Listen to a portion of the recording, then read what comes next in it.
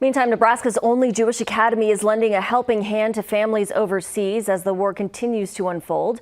6 News' Johan Marin spent time at the academy today and explains how they're providing support. Colorful cards with bright colored Hebrew writings, all messages of positivity and hope. Think about what can we do to connect our students here to what's happening in Israel. These letters were written by students at Friedel Jewish Academy.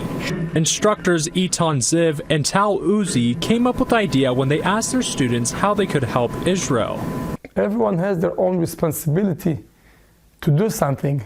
Both instructors came from Israel to teach at the academy, making any type of help more personal. When I got the card, it filled me with strongness and happiness because I know there's students somewhere in Israel that are thinking about me. Other organizations like the Jewish Community Center are also making efforts to help families in Israel through donations. The money will go towards providing basic needs to those in need and rebuilding homes. On your side in Omaha, Johan Marin, 6 News. Nice to know we're making an impact here locally. Thanks, Johan. Now, if you would like to donate, you can find more information on our website. That's WWT.com.